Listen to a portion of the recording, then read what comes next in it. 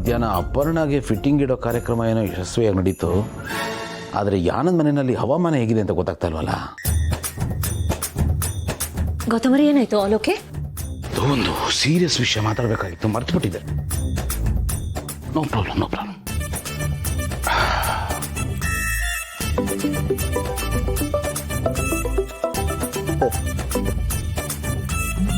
ಏನೋ ಗೆಳೆಯ, ಯಾಕಪ್ಪ ರಾಜ, ವಾಯ್ಸ್ ಒಂಥರ ಇದೆ. ಪರಿಸ್ಥಿತಿ ಹೆಂಗಿದೆ ಅದಕ್ಕೆ ವಾಯ್ಸ್ ಹಿಂಗಿದೆ. ಯಾಕೋ, ಏನಾಯ್ತು? ಏನು ಅಂತ ಹೇಳೋ ಗೆಳೆಯ, ಬರ್ತಿದ್ದಂಗೆ ಒಂದು ಹೊರಗಡೆ ಹಾಕಿ ಬಾಗ್ಲಾಕೊಂಬಿಟ್ಟು ಕಣೋ. ನಾನು ನನ್ನ ಕಷ್ಟ ಹೇಳ್ಕೊತಾ ಇದ್ದೀನಿ, ನಿನ್ನಗ್ತಾ ಎಂಜಾಯ್ ಮಾಡ್ತಾ ಇದೆಯಲ್ಲೋ. ಎಂಜಾಯ್ ಮಾಡಿದೆ ಇನ್ನೇನೋ ಮಾಡಲಿ, ಎಂಜಾಯ್ ಮಾಡಬೇಕು ಅಂತ ತಾನು ಇವೆಲ್ಲ ಮಾಡಿದ್ದು.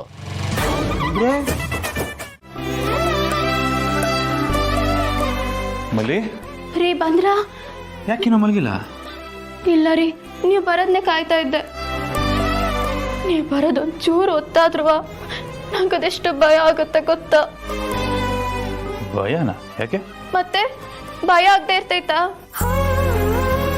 ನೀವಿಲ್ದೇ ಇದ್ರೆ ನಾನು ಒಬ್ಳೇ ಇದನ್ನೇನೋ ಒಂಟಿತನ ಕಾಡುತ್ತೆ ನನಗೆ. ನೀವು ಯಾಕೆ ಇದನ್ನ ಅರ್ಥ ಮಾಡ್ಕೊಳ್ತಿಲ್ಲ? ನೀವು ಯಾರಕ್ಕೆ ಥರ ಮಾಡ್ತಿದ್ದೀರ?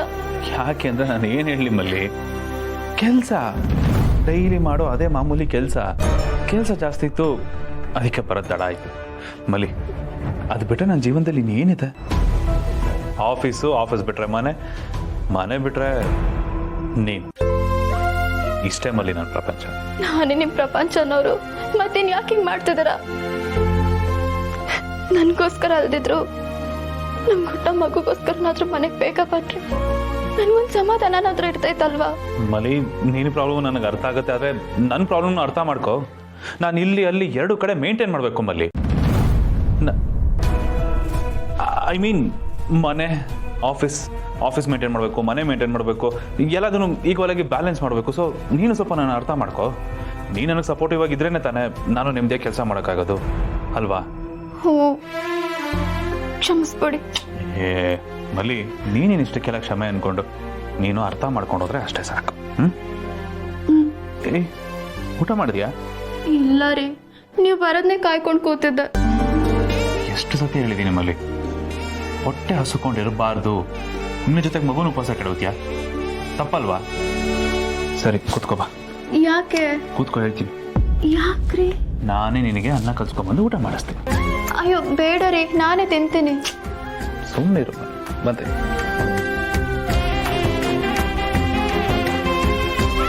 ನಾನಂದ್ರೆ ಇವ್ರಿಗೆ ಅದೆಷ್ಟು ಪ್ರೀತಿ.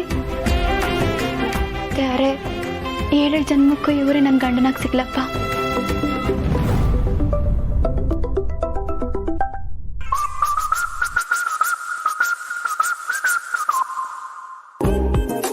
Hi, hello. ಸೇಫಾಗಿ ರೀಚ್ ಆದ್ರಾ?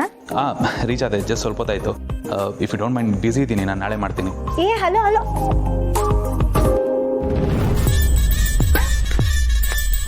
ಛೇ, ಹೆಂಡತಿ ಪಕ್ಕದಲ್ಲಿದ್ರೆ ನನ್ನನ್ನೇ ಅವಾಯ್ಡ್ ಮಾಡೋದ?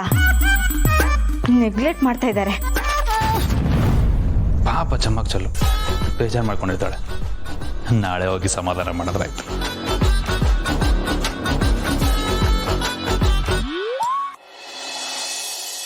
ಏನ್ ಗೊತ್ತಾ ಅಜಯ್? ಏನಮ್ಮ ಆಫೀಸ್ ಹೊರಟಿಯಾ? ಇಲ್ಲ ಅಜಯ್, ಇವತ್ತು ಇನ್ಸ್ಟಿಟ್ಯೂಟ್ ರಜಾ ಇದೆ. ಅಜ್ಜಿ, ನಾನು ಆಫೀಸ್ಗೆ ಹೋಗಿ ಬರ್ತೀನಿ. ಗೌತಮರಿ, ಒಂದು ನಿಮಿಷ. ಏನ್ ಭೂಮಿಕಾ, ಏನೋ ಮಾತಾಡ್ಬೇಕು ಅಂತ ಬರಕ್ ಹೇಳಿದಂತೆ? ಹಾ ಅತ್ತೆ, ನಾನು ಎಲ್ಲರ ಹತ್ರ ಒಂದು ವಿಷಯ ಹೇಳಬೇಕು. ಅಜ್ಜಿ, ನಾನೀಗ ಹೇಳ್ತಿದ್ದೀನಿ ಅಂತ ಬೇಜಾರು ಮಾಡ್ಕೋಬೇಡಿ, ದಯವಿಟ್ಟು ಕೋಪ ಮಾಡ್ಕೋಬೇಡಿ ಪ್ಲೀಸ್. ಏನಮ್ಮ? ಅಲ್ಲ, ಇದನ್ನು ಹಿಂಗೆ ಹೇಳೋದು ಅಂತ ಗೊತ್ತಾಗ್ತಿಲ್ಲ, ಆದರೆ ಹೇಳಿದೆ ಬೇರೆ ವಿಧಿನೂ ಇಲ್ಲ.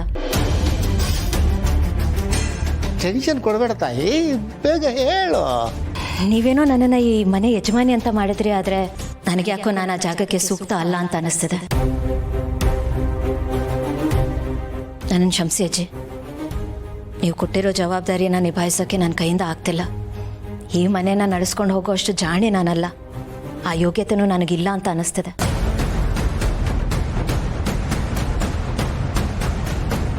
ನಿನಗೆ ಯೋಗ್ಯತೆ ಇಲ್ಲ ಅನ್ನೋದು ಈಗ ಗೊತ್ತಾಯ್ತಾ? ಯಾಕಮ್ಮ ಹೀಗಂತಿದ್ಯಾ? ಇದ್ದಕ್ಕಿದ್ದಾಗೆ ಏನಾಯ್ತು ನಿನಗೆ? ಯಾಕೆ ಈ ರೀತಿ ಮಾತಾಡ್ತಿದ್ಯಾ? ಏನೂ ಇಲ್ಲ ಅಜ್ಜಿ, ಆದರೆ ಇದು ನನ್ನ ಕೈಯಲ್ಲಿ ಆಗ್ತಿಲ್ಲ, ತುಂಬಾ ಕಷ್ಟ ಆಗ್ತಿದೆ. ಪ್ಲೀಸ್ ನೀವು ಇದನ್ನು ವಾಪಸ್ ತೊಗೊಂಬಿಡಿ. ಭೂಮಿಕಾ, ಏನಾಯ್ತು ಇದ್ದಕ್ಕಿದ್ದಾಗೆ ದಿಢೀರಂತ? ಏನೂ ಆಗಿಲ್ಲ ಗೊತ್ತೊಮ್ಮರೆ, ಆದರೆ ನನಗಿದು ಯಾಕೋ ಸರಿ ಅಂತ ಅನ್ನಿಸ್ತಿಲ್ಲ. ಮನೇಲಿ ದೊಡ್ಡೋರು ಇರಬೇಕಾದ್ರೆ ನಾವು ಅವ್ರ ಮಾತನ್ನು ಕೇಳ್ಕೊಂಡಿರ್ಬೇಕು. ಅದು ಬಿಟ್ಟು ದೊಡ್ಡವರು ಚಿಕ್ಕವ್ರು ಹೇಳೋದನ್ನ ಕೇಳ್ಕೊಂಡಿದ್ರೆ ಅದು ತಪ್ಪು ಅನ್ನೋದು ನನ್ನ ಭಾವನೆ.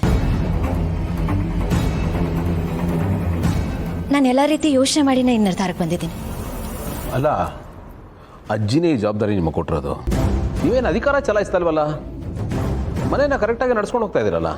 ಇಲ್ಲ ಗೌತಮರೇ, ಅದೆಷ್ಟೇ ಅಂದರೂ ಸರಿಯಾಗಲ್ಲ. ಮನೆಯಲ್ಲಿ ಅಜ್ಜಿ ಅತ್ತೆ ಇರಬೇಕಾದ್ರೆ ನಾನು ಯಜಮಾನಿ ಅಂತ ಆಗೋದು ಸರಿ ಅಲ್ಲ ಅಂತ ನನಗನ್ನಿಸ್ತದೆ. ನಾನು ಯಾವಾಗಲೂ ಹೇಳೋ ಹಾಗೆ ಮಿಡಲ್ ಕ್ಲಾಸಿಂದ ಬಂದವಳು ನಾನು. ಪ್ರತಿಯೊಂದನ್ನು ತಕ್ಕಡಿಯಲ್ಲಿ ಹಾಕಿ ತೂಗೋ ಅಭ್ಯಾಸ ನಮಗೆ. ಯಾರೇನು ಅನ್ಕೊಂಡ್ಬಿಡ್ತಾರೋ, ಯಾರೇನು ಹೇಳ್ತಾರೋ, ಅಕ್ಕಪಕ್ಕದವ್ರು ಕೇಳಿದ್ರೆ ಏನು ಹೇಳೋದು? 4 ಜನ 4 ರೀತಿ ಮಾತಾಡೋ ಥರ ಆಗಬಾರ್ದು.